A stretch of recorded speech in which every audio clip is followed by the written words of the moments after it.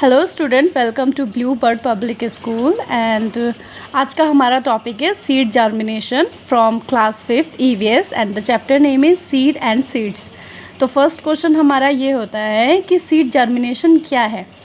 तो the process of seeds become plant is called seed germination. It means जब हमारा seed या बीज, जिसे हम हिंदी में बीज बोलते हैं, जब प्लांट बन जाता है तो उसे हम सीड जर्मिनेशन कहते हैं। इट मीन्स एक हमने बीज बोया ज़मीन में, मिट्टी में, तो उसके बाद जो प्रोसेस उसे प्लांट बनने में लगता है उसे सीड जर्मिनेशन कहते हैं। और ये जो प्रोसेस होता है वो 40 to 50 डेज़ का होता है। तो ये मैंने आपको ड्राइंग में बना के दिखाया है। फर्स्ट हमने सीड प्लांट किया है, देन इसमें रूट आ रहा है, स्टेम आ रहा है और लास्ट में ये एक लीफ बन जा रहा है।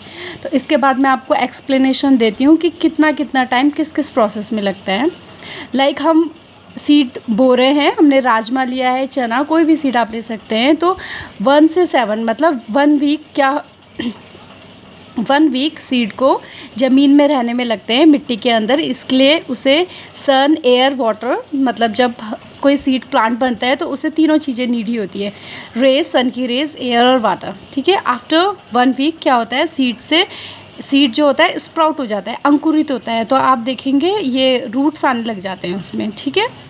तो आफ्टर 15 डेज़, इसके बाद 15 दिनों के बाद क्या होता है कि वो जो एक यंग स्टेम आती है और वो ज़मीन से ऊपर, मतलब ज़मीन की मिट्टी हटा के वो थोड़ा ऊपर आने लग जाती है। तो ये होता है हमारा 15 डेज़ के बाद।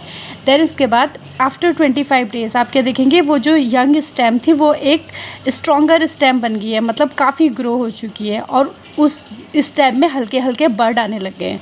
तो आफ्टर 40 डेज़ क्या होता है, 40 to 50 डेज़, जो हमारा जो बीज होता है वो एक प्रॉपर प्लांट बन जाता है जिसमें हमारे बहुत सारे लीव्स होते हैं, रूट होते हैं, बर्ड होते हैं। तो ये बच्चों सीड जर्मिनेशन है। And thank you.